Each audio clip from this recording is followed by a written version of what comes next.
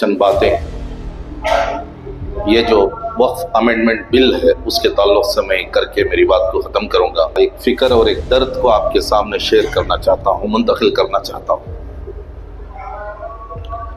مسلمانوں کی یہ حالت ہے کہ ریل جانے کے بعد ٹکٹ کے لیے کاؤنٹر پہ کیو بنا کے کھڑے ہوتے ہیں.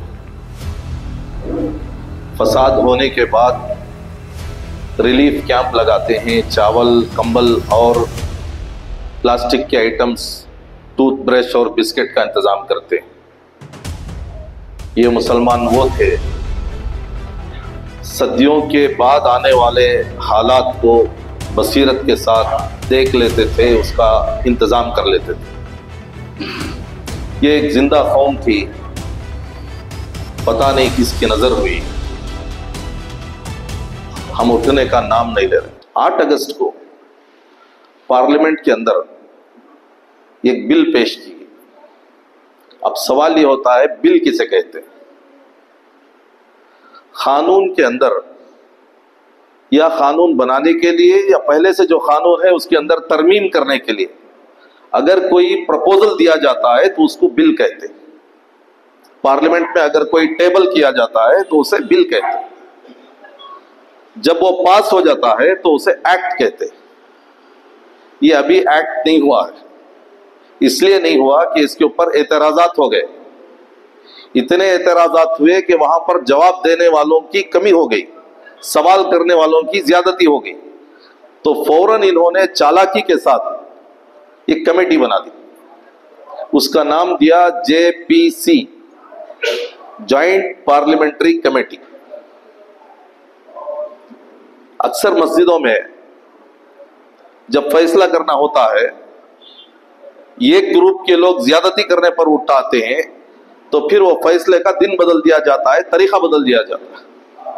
اسی طریقے سے یہاں پر بھی بڑی حکمت اور چاپلوسی کے ساتھ JPC ایک کمیٹی بنا دی گئی. اب یہ کمیٹی میں کون ہے؟ یہ کمیٹی کیا طریقے سے کام کرے گی؟ یہ کمیٹی کس طریقے سے پھر پارلیمنٹ میں لا کر پروپوزل رکھے گی؟ ایک بہت بڑا سوال ہے جس کے بارے میں آج کا مسلمان ناآشنا ہے، اسے کچھ بھی معلوم ہی نہیں ہے. جن کو تھوڑا بہت معلوم ہے وہ QR کوڈ کے ذریعے سے اسکین کر رہے ہیں، ای میل بھیجنے کی کوشش کر رہے ہیں. میٹر کیا ہے وہ بھی معلوم نہیں ہے، جسٹ ان کے فون میں چونکہ QR کوڈ ہے، اسکین ہو رہا ہے تو بھیج رہے ہیں. لیکن اس میں بھی ایک بہت بڑا ویب سائٹ میں ایک پوائنٹ ہے کہ ہر چیز کو جو بھی آپ سجیشنز دینا چاہتے ہیں، آبجیکشنز دینا چاہتے ہیں، وہ 2 کاپی لکھت میں یا ٹائپ میں رجسٹر پوسٹ ہونا ہے یا بائی ہینڈ پہنچنا ہے پارلیمنٹ کو. اس کا ایک ایڈریس ہے، روم نمبر ہے، ڈور نمبر ہے، مہاڑی نمبر ہے، وہاں پہ پہنچنا ہے. اس کے ساتھ ای میل بھی کر سکتے ہیں. اب ہماری قوم میں کتنے % لوگوں کو اس کے بارے میں آئیڈیا ہے؟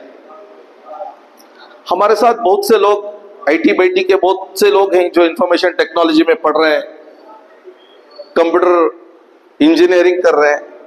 وہ نوجوان اس سے ناآشنا ہے، ان کو معلوم ہی نہیں ہے کیا ہے. وہ فیس بک میں چیٹنگ کرتے ہوئے، ٹک ٹاک کرتے ہوئے، انجوائے کرتے ہوئے، گیمز کھیلتے ہوئے ان کا وقت گزر رہا ہے. اصل میں ان کو پڑھایا اس لیے جا رہا ہے، ان کو تیار اس لیے کیا جا رہا ہے کہ ہم آئندہ آنے والے چیلنجز کے لیے ہم تیار ہو جائیں.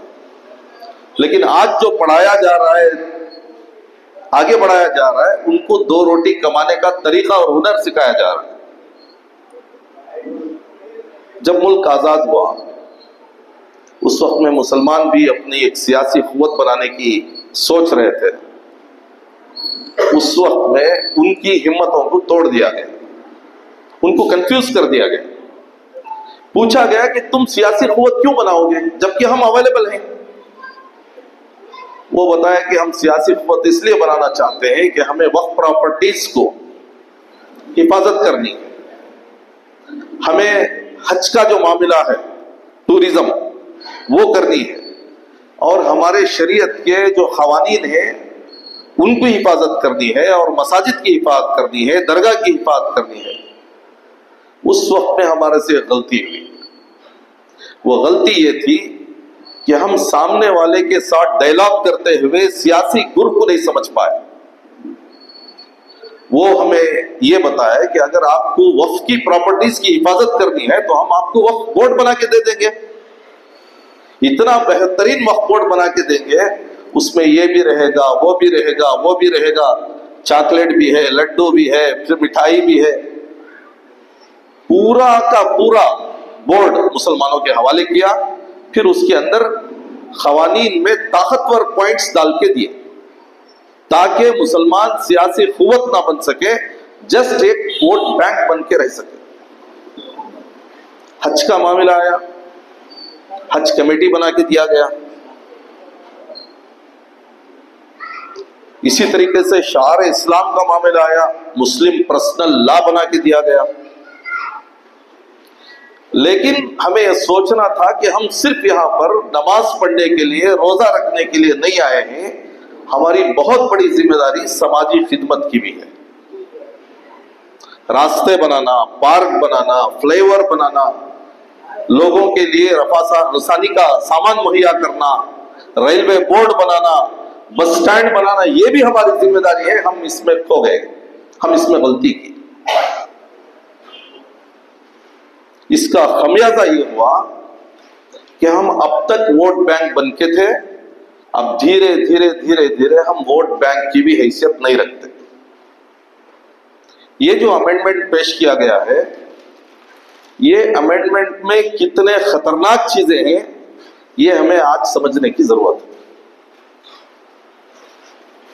13 تاریخ تک آپ تمام کو، پورے انڈیا کے لوگوں کو موقع دیا گیا ہے کہ اس بل میں اگر اعتراضات ہیں تو آپ آبجیکشن فائل کر سکتے ہیں۔ وہ فائل کرنے کا طریقہ کیا ہے؟ 2 لیٹرز پارلیمنٹ کے وہ ہاؤس کو پہنچنا ہے، ای میل بھی آپ کر سکتے ہیں۔ لیکن کتنے ای میل پہنچے، کتنے رجسٹر پوسٹ پہنچے؟ اور یہ صرف مسلمانوں کے لیے نہیں تھا، یہ اعلانیہ آبجیکشن کرنے والوں کے لیے بھی تھا، فیور کرنے والوں کے لیے بھی تھا۔ اب پتہ نہیں فیور کرنے والے، اس کا ساتھ دینے والے، اس کی ہمت باندھنے والے کتنے زبردست فائلز وہاں پر پہنچے ہیں، کیا کیا ریکمنڈیشن وہاں پر پہنچا ہے معلوم نہیں۔ جب بند کور کھلے گا، پارلیمنٹ میں پریزنٹ ہوگا، اسی وقت میں اس کا بڑھوال معلوم ہوگا۔ سیم بابری مسجد کا معاملہ ہے۔ بابری مسجد کا معاملہ اٹھانے سے پہلے مہا بھارت سیریل اتنا چلایا گیا، دودھ پلاتی مائیں بچوں کو بھول گئی تھی۔ وہ سیریل کے اندر اتنا اٹریکشن تھا۔ اس کو پاپولرائز کرنے کے بعد پھر یہ مسجد کو ڈھایا گیا۔ جب یہ مسجد کو ڈھایا گیا، اکثر ہمارے نوجوان اور بڑے ذمہ دار یہ کہتے تھے، ایک ہی تو مسجد کا معاملہ ہے، اس میں نماز بھی کون پڑھیں گے؟ میرے محلے کی مسجد آباد نہیں ہے، وہ مسجد کی کیوں فکر کریں گے؟ اس قسم کے دلاسے دے کر نوبت یہاں تک آئی۔ ایک مسجد گئی، نوبت یہاں تک آئی۔ ایک مسجد گئی، زبردست بات کرنے والے، ایجیٹیشن کرنے والے نوجوان اندر ہیں، جو آرگنائزیشنز ڈنکے کی چوٹ پر قانون کو سہارا لے کر راستوں پر آتے تھے، آنکھوں میں آنکھ ڈال کر بات کرتے تھے، وہ اندر ہیں۔ جو کچھ بچے ہوئے لیڈرز ہیں، ان کے فائل، جو ان کے کالے کرتوتوں کے فائل ہیں، وہ آج ان کے پاس ہیں۔ ہر ایک مدرسے کا، ہر ایک خانقاہ کا، ہر ایک منسٹر کا، ہر ایک ایم ایل اے کا چھوٹی موٹی خامیاں تو ہوں گی، وہ خامی کو اسٹڈی کر کے ان کے ٹیبل پر رکھے ہوئے ہیں۔ اگر کوئی زیادہ بات کرے گا تو وہ فائل نمبر ان کو واٹس ایپ کر دیا جائے گا۔ وہ فائل نمبر کے بعد ان کو گدگدی شروع ہو جائے گی، پھر وہ زندہ لاش بن جائیں گے، بولیں گے نہیں، آپ کا ساتھ نہیں دیں گے، جسٹ ایک فارمیلٹی کے لیے آپ کے ساتھ رہیں گے۔ قوم کے بارے میں وہ نہیں بولیں گے، اس کے بارے میں ان کی کان کام نہیں کریں گے، آنکھ کام نہیں کریں گے۔ اس کا معنی یہ نہیں ہے کہ ان کے اندر درد نہیں ہے، درد ہے، لیکن ان سے چند ایسی غلطیاں ہو گئی ہیں جن کا ریکارڈ ان کے پاس ہے۔ اگر وہ ریکارڈ کو دکھائیں گے تو جیل جانا پڑے گا۔ ایگزامپل درشن، فلم ایکٹر درشن، پہلے تو وہ ہیرو تھا، آج اس کی حالت کیا ہے؟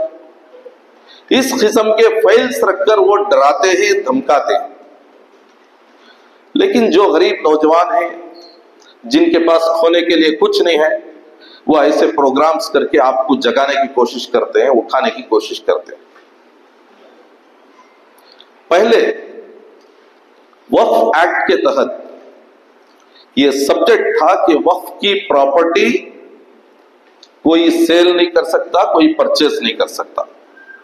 لیکن اب امینڈمنٹ میں یہ آیا ہے کہ وقف بورڈ کے اندر رجسٹرڈ نہیں ہے، لیکن وہ پراپرٹی برسوں سے، صدیوں سے وقف کے نام سے استعمال ہو رہی ہے، پھر بھی وقف کے قوانین کے دائرے میں وہ جگہ نہیں آئے۔ اب بتاؤ کتنے پراپرٹیز کے پیپرز کا کیا کیا معاملہ ہے، کیسے اسے مس یوز کریں گے۔ دوسرا سب سے خطرناک چیز یہ ہے اینیمی پراپرٹی۔ اینیمی پراپرٹی کس کو کہتے ہیں؟ آزادی کے وقت میں جو لوگ یہاں پر تھے لیکن اس وقت میں یہاں سے پڑوسی ملک کو چلے گئے، ان کی جو پراپرٹی ہے اسے کیا بولتے ہیں؟ Enemy property. اگر اینیمی پراپرٹی وقف کی ہے تو ان کو فی الوقت موجودہ وقف پراپرٹی نہیں قرار دیا جائے گا، اس سے نکال دیا جائے گا۔ اب آپ ہی بتاؤ آزاد ہونے سے پہلے جو وقف ہوا ہے اس میں سے کتنے لوگ وہاں پر چلے گئے، جو اکثر دانش مند تھے، جن کے پراپرٹی تھے، جو مالدار تھے، جو جینا جانتے تھے، جو حفاظت چاہتے تھے، وہی تو بھاگے۔ تو ایسے لوگوں کے کتنے ڈاکومنٹس یہاں پر ہیں، وہ پراپرٹیز کو اس میں سے نکال دیا جائے گا۔ پھر اور ایک چیز خطرناک یہ ہے، تو ایسے لوگوں کے کتنے ڈاکومنٹس یہاں پر ہیں، وہ پراپرٹیز کو اس میں سے نکال دیا جائے گا۔ پھر اور ایک چیز خطرناک یہ ہے کہ پہلے وقف پراپرٹی کے بارے میں وقف بورڈ بولتا تھا کہ یہ میری پراپرٹی ہے، اس کے ڈاکومنٹس کے حساب سے۔ اب ویسا نہیں ہے، گورنمنٹ کسی بھی پراپرٹی پر جا کر آکوپائی کر سکتی ہے، پھر وقف بورڈ کو چاہیے کہ وہ کورٹ میں آ کے ثابت کرے کہ یہ جگہ اس کی ہے۔ اب اس کے لیے کتنے مہینے لگیں گے، کتنا دلالی چلے گی، کتنا چاپلوسی چلے گی، کیا کیا ہوگا۔ جب بھی ایسے معاملات آتے تھے اس وقت میں وقف ٹریبونل بنایا گیا تھا۔ وقف ٹریبونل کے اندر ایک سول جج کے مانند کا ایک آدمی، ایڈیشنل مجسٹریٹ کے لیول کا ایک آدمی، اور وقف کی لا کو جاننے والا اسلامک اسکالر جو وقف ایکٹ کو جانتا ہے ویسا ایک آدمی۔ اس میں 3 آدمی یہ ٹریبونل میں ہونا ضروری تھا، لیکن اب وہ ٹریبونل کو نکالا جا رہا ہے۔ اب یہ چلایا جا رہا ہے کہ وہاں کا concern D C, deputy collector یا ڈسٹرکٹ کمشنر، وہ جو ہے اتھارٹیرین ہے کہ وہ کون سی پراپرٹی وقف کی ہے، کون سی پراپرٹی وقف کی نہیں ہے، کون بتائے گا؟ ڈی سی بتائے گا۔ اور ایک خطرناک چیز یہ آئی ہے کہ وقف بورڈ کے اندر اب اس کا نام بھی چینج کر رہا ہے، یونیفائڈ اور یونائٹڈ وقف مینجمنٹ بول کر اس کا نام رکھ رہے ہیں۔ اس کے اندر پورے مسلمان ممبر نہیں رہیں گے۔ ابھی تک لڑ رہے تھے نا، میری ٹیم بول کے، میں چیئرمین، میں صدر، میں سیکریٹری، اب ویسا نہیں رہے گا۔ 2 عورتیں رہیں گی، 2 نان مسلمس رہیں گے۔ اب آپ ہی بتاؤ درگاہ کا متولی کون بنے گا نیکسٹ؟ مسجد کا متولی کون بنے گا؟ ہو سکتا ہے وہ عورت بنے گی، ہو سکتا ہے ایک مسلمان بنے گا، ہو سکتا ہے ایک نان مسلم بھی بنے گا۔ آج بھی کتنے مسلم ایم ایل ایز، کتنی مسجدوں کے صدر سیکریٹری ہیں۔ اسی طریقے سے آپ نارتھ کرناٹکا جا کے دیکھیں، कितने वक्फ अंजुमनों के सदर सेक्रेटरी को नॉमिनेट करने वाला वहां का लोकल एमएलए है जो मुस्लिम नहीं है, वो बीजेपी से होता है, वो वक्फ की अंजुमन का सदर नॉमिनेट करता। अब तक इसलिए मुसलमान को नॉमिनेट कर रहा था कि कानून मुसलमानों के लिए था, लेकिन आइंदा वो मुसलमानों को नहीं करेगा। इंडिया में जितने भी प्रॉपर्टीज हैं वो पूरे प्रॉपर्टीज अगर आप देखेंगे तो उसमें रेलवे की प्रॉपर्टी बहुत बड़ी प्रॉपर्टी, डिफेंस की, डिफेंस बोले तो मिलिट्री की प्रॉपर्टी बहुत बड़ी प्रॉपर्टी। अगर तीसरे नंबर पर कोई बड़ी प्रॉपर्टी है तो वो ये वक्फ की प्रॉपर्टी है। जब जब मुसलमान वक्फ करते थे, दिल से अपनी खून पसीने की प्रॉपर्टीज को, जायदाद को अल्लाह के नाम पर देते थे, उस वक्त तक वो जायदादों में बरकत थी, वो जायदादों की इज्जत थी, उसकी हिफाजत थी और मुसलमान सर उठा के जीता था। लेकिन जब से मुसलमान सूद का शिकार हुआ, जब से मुसलमान 4 रुपये के लिए कौम को बार बार बेचना शुरू किया, जब से सोशल मीडिया आने के बाद खिदमत करने की बजाय चापलूसी करना शुरू किया, शो ऑफ करना शुरू किया, उस वक्त से इसका दिल नरम हो चुका, सख्त हो चुका, गंदा हो चुका। और ये आज कोई 1 फीट जगह भी अपने सगे भाई को देने के लिए आज तैयार नहीं है। आज हमारे इख्तिलाफात हैं प्रॉपर्टियों को लेकर, हमारे अंदर गुंडागिर्दी है प्रॉपर्टीज को लेकर, हमारे अंदर निफरतें हैं इसी प्रॉपर्टीज को लेकर। लेकिन कितनी बड़ी जगह, इतनी बड़ी जगह हम इंडिया के अंदर है, 1,20,000 करोड़ रुपए एनुअल इनकम इसका आ सकता है। कितना? 1,20,000 करोड़ रुपए इसका एनुअल इनकम आ सकता है। और 6 छोटी छोटी रियासतें, मिजोरम है और आपका सिक्किम है, इस किस्म के जो 6 रियासतें हैं उनका 2003-2004 का जो बजट है टोटल 6 रियासतों का, उससे भी ज्यादा इनकम हमारा आ सकता है। लेकिन हमारी हालत क्या है? बेंगलुरु के अंदर brigade road, commercial street, Shivaji Nagar, इतनी जबरदस्त कमर्शियल जगह हैं जिनका किराया आज भी, अगर मैं बोलूं तो आपको हंसी आएगी। बहुत से प्रॉपर्टीज इंडिया में ऐसे हैं आज भी जिनका किराया 1 रुपया है, 10 रुपये है। ये किराया भी इसलिए लिया जा रहा है ताकि पुरानी रिवायत बाकी रहे। बेंगलुरु का विंसर मैनर होटल किसकी जगह पर है? 600 करोड़ उसकी वैल्यू है। कितने करोड़? 600 करोड़। वो लीज पर है 12,000 रुपीस। उसकी लीज पर कितना है वो? 12,000 रुपये। महाराष्ट्र में ये बहुत बड़ी शादी हुई ना, पूरे वर्ल्ड में जो फेमस हुई शादी अंबानी की, अंबानी फैमिली की, उसका जो घर है वो वक्फ की मिल्कियत है। इसका जिम्मेदार कौन है? इसके लिए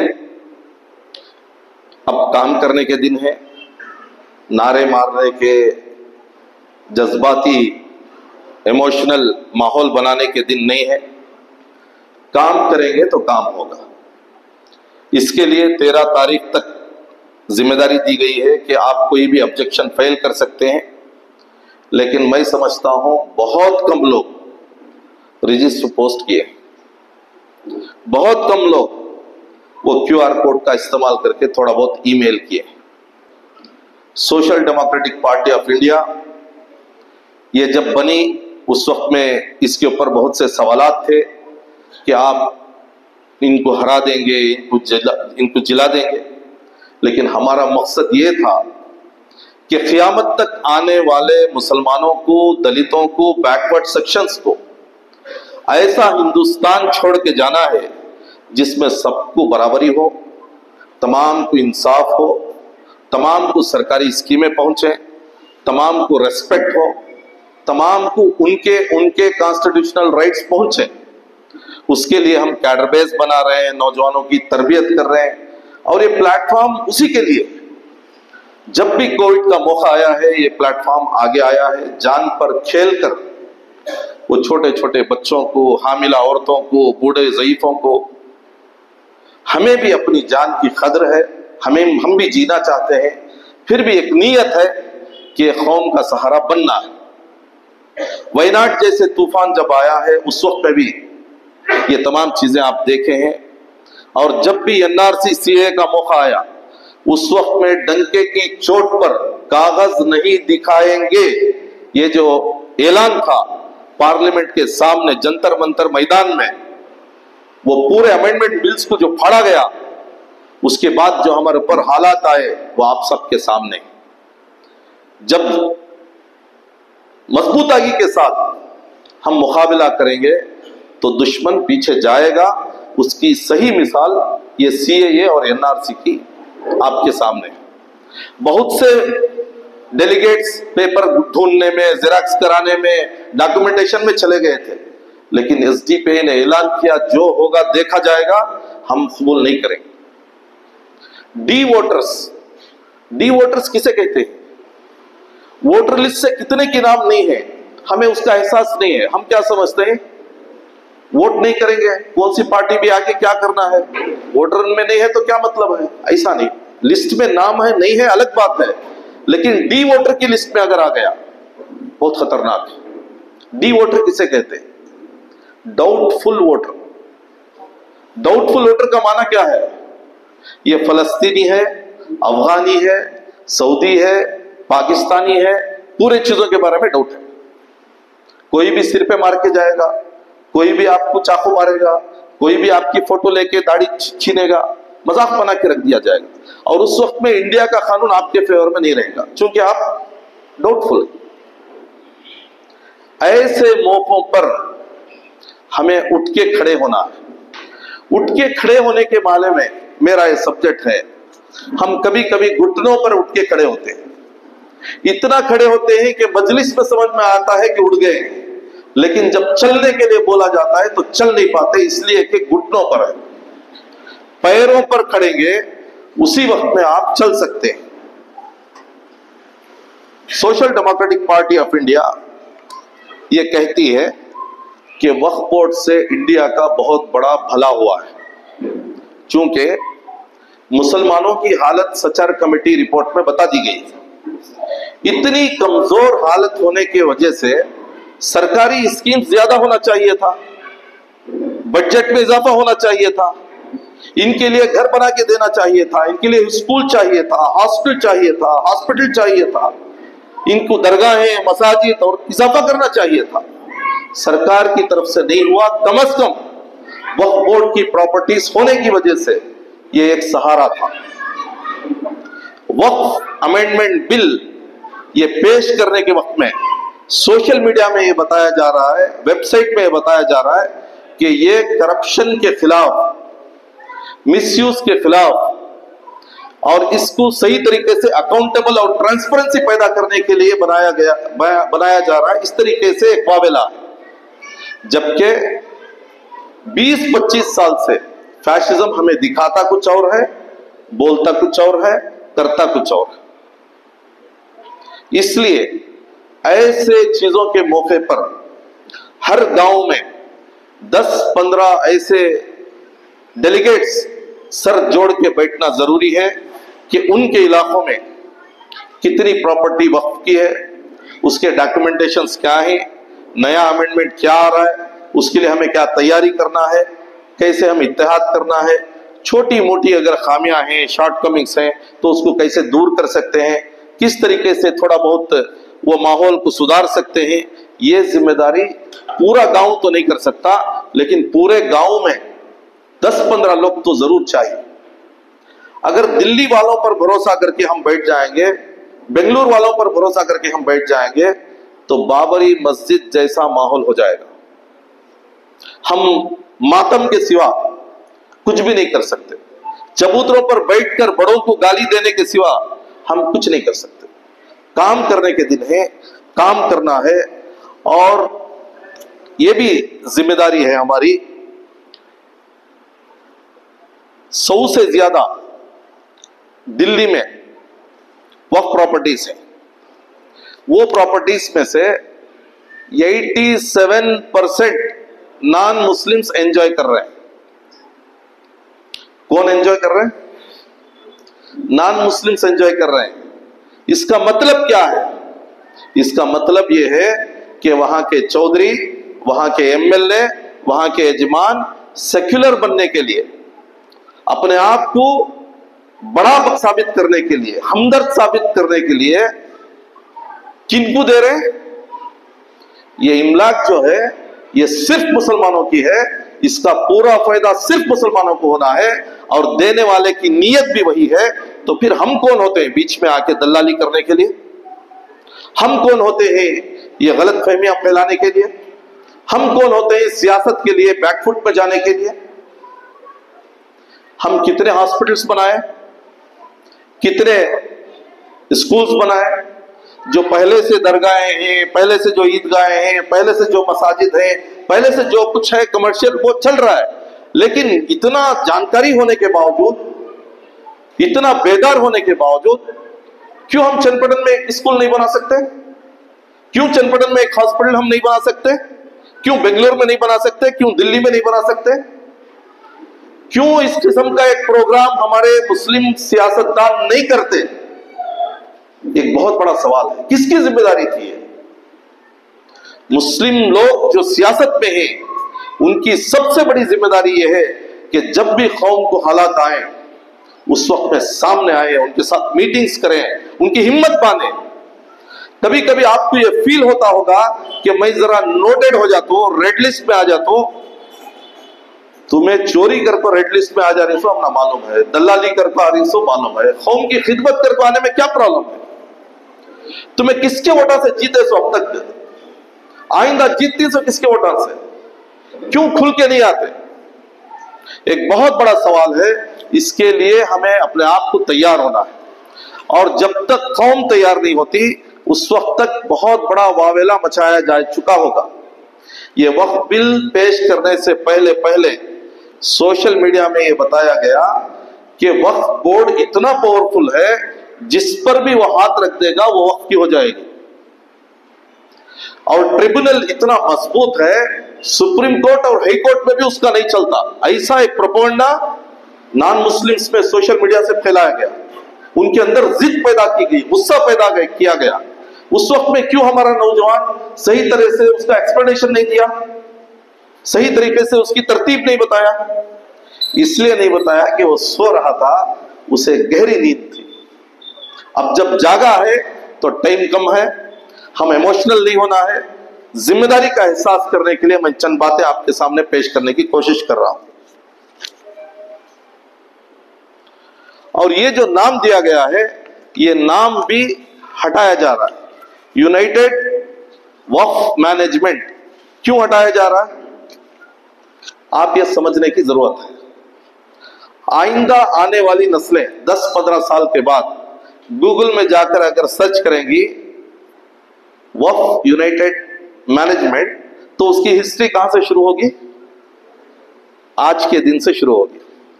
और नौजवान को पुरानी जो कुर्बानियां हैं, पुरानी जायदाद है, पुरानी जो स्पिरिट है वो पूरी खत्म कर दी जाएगी। इसलिए बड़ी मक्कारी के साथ इसका नाम भी तब्दील किया जा रहा है।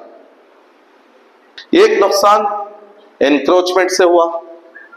एनक्रोचमेंट किसे कहते हैं? गैर कानूनी तरीके से उस पर काबिज हो जाना। थोड़ा बहुत पेपर सही करने के इरादे से ऑफिस को गए, ऑफिसर जरा बोला नहीं जी जरा डाउटफुल है जगहवत्ती क्या कि पेपर बराबर नहीं कर को। अच्छा वैसा क्या? वैसा रात वही पेपर बना को मेरे पोते को रख ले तो घर को रख लेना। इसका नाम क्या है? एनक्रोचमेंट।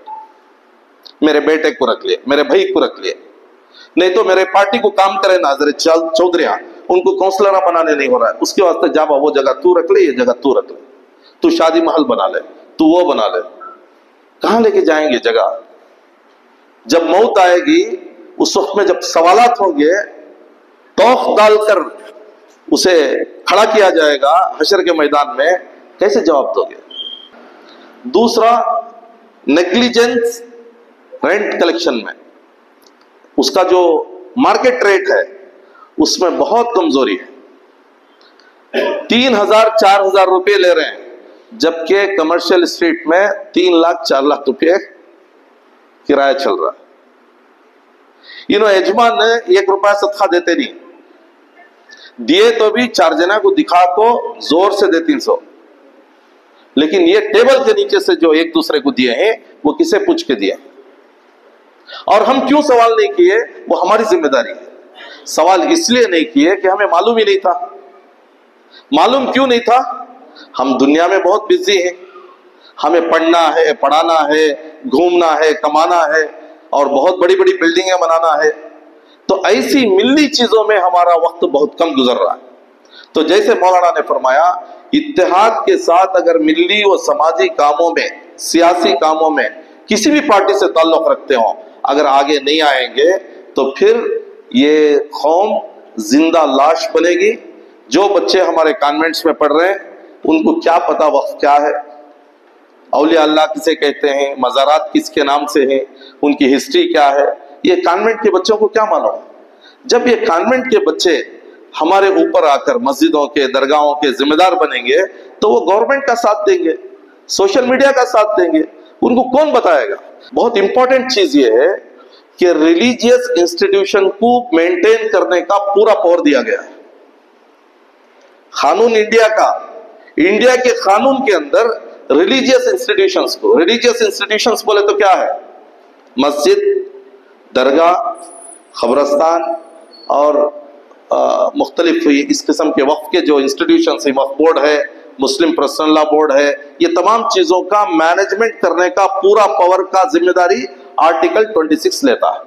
और एक आर्टिकल 14 है, राइट टू इक्वालिटी देता है।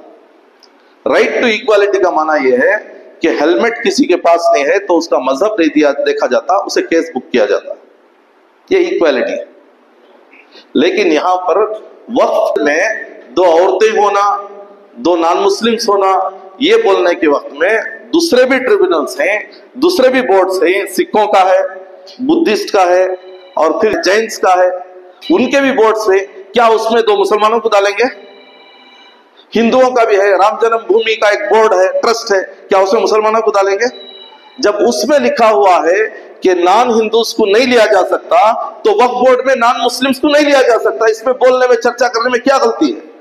तो ये जो आर्टिकल 14 है उसके हिसाब से इसको भी आर्गुमेंट करने की जरूरत है। लेकिन अब क्या मौका दिया जा रहा है? डीसी को पावर दिया जा रहा है। जब 2 वक्फ कमेटियों के दरमियान में लिटिगेशन होता है, अगर एक दुकान वाला भी उसके ऊपर कुछ ऑब्जेक्शन फाइल करता है तो फौरन वो एप्लीकेशन डीसी के पास जाएगा और डीसी जब तक हल नहीं करेगा तब तक वो गवर्नमेंट की प्रॉपर्टी रहेगी। इतने खतरनाक, तकरीबन 90 पर 9 अमेंडमेंट्स इस बिल में लाए हैं। मैं सिर्फ आपको 10-15 बता रहा हूं, मेरे पास उतना टाइम भी नहीं है और मैं जरूरी भी नहीं समझता कि पूरी चीजें यहां पर मैं तस्करा करूं। Social democratic party of India 12 तारीख को कल दिल्ली में प्रेस कॉन्फ्रेंस कर रहा है और कर्नाटका में, बेंगलुरु में 13 तारीख को प्रेस कॉन्फ्रेंस कर रहा है और पूरे इंडिया में 13 तारीख को प्रोटेस्ट कर रहा है।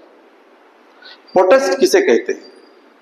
पत्थर मारने को प्रोटेस्ट नहीं करते, चीखो पुकार को प्रोटेस्ट नहीं करते, जमहूरियत में अपनी नाराजगी का इजहार करने को प्रोटेस्ट कहते हैं।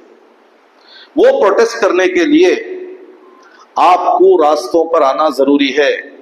आपके पाक कपड़ों के नीचे ये कर्चिफ बिठा के रास्तों पर बैठना जरूरी है। 2 आदमी बात करेंगे, पूरे मिलके उसको सुनना और इत्तेहाद का मुजाहरा करना जरूरी है। एक मेमोरेंडम बनाकर उसको डीसी के पास देकर या जेपीसी के पास भेजना जरूरी है। अगर इस किस्म की कार्रवाई करे बगैर साइलेंट मोड में चले जाएंगे تو پھر آئندہ اور کیا کیا آنے والا ہے؟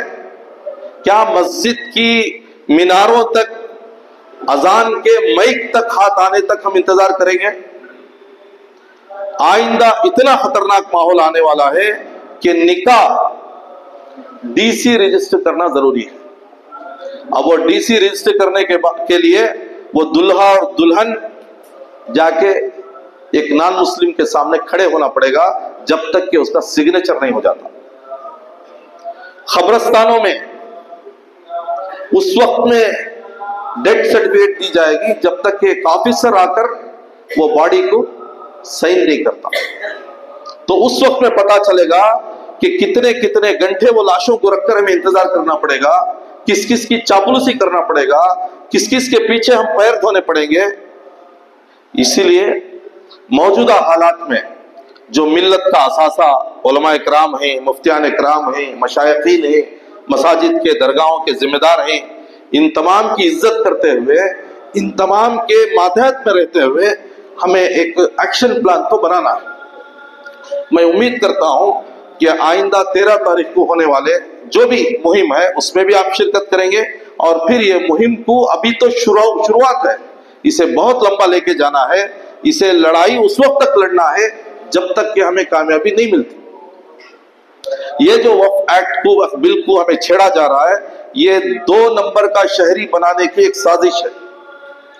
چونکہ ہم غریب ہونے کے باوجود بھی ہم اپنے آبا و اجداد کے بارے میں بول کر طاقتور بن جاتے ہیں، ہم جھوپڑی میں رہتے ہوئے بھی مسلمانوں کی پراپرٹی 3 نمبر پر ہے بول کر سر اٹھا کے جیتے ہیں، وہ بھی ہمارے سے نکال کر ہمیں ایک عام شہری، 2 نمبر کا شہری جس کے پاس ڈی ایل نہ ہو، راشن کارڈ نہ ہو، ووٹر آئی ڈی نہ ہو، ہیلتھ کارڈ نہ ہو، تعلیمی قابلیت اگر وہ محنت کر کے پڑھ بھی لے تو اسے جو ہے وہ ریزرویشن نہ ہو، اس قسم کا ایک ماحول بنایا جا رہا ہے۔ آئندہ صرف 70 سال میں یہ حالت ہندوستان کی ہو گئی ہے تو ہم تو جینا ہزاروں سال ہے۔ میرے بچے، آپ کے بچے، پھر ان کے بچے، پھر ان کے بچے، ان کے بچے۔ ابھی اذان کا مسئلہ آ گیا، اسکارف کا مسئلہ آ گیا، وقف پراپرٹیز پر آ گیا، ٹوپی داڑھی پہ آ گیا، تو پھر 100 سال کے بعد کیا ہوگا؟ 200 سال کے بعد کیا ہوگا؟ کون سی مینار اور خبر پر ہتھوڑا پڑے گا؟ اس سے بہتر ہے کہ ہم اب کھڑے ہو جائیں۔ اب ماحول ہے، اب قانون ہے، دستور ہے، ایک دوسرے کا اتحاد ہے، ایٹ لیسٹ ایک فکر ہے، کچھ تو نالج ہے۔ تو ایسے وقت میں کھڑے ہونے کی بہت بڑی ذمہ داری ہے۔ میں امید کرتا ہوں ایسے تقریباً ہر شہر میں ہم پروگرام کر رہے ہیں، ہر اسمبلی لیول پر ہمارا پروگرام ہو رہا ہے، ہر ڈی سی آفس، تعلق آفس کے سامنے ہمارا پروٹیسٹ ہو رہا ہے، اور رجسٹر پوسٹ کر رہے ہیں۔ جو ہو سکتا ہے وہ کر رہے ہیں، آپ بھی کیجئے، دعا کیجئے کہ اللہ تعالیٰ تمام پریشانیوں کا حل کرے۔ شکریہ۔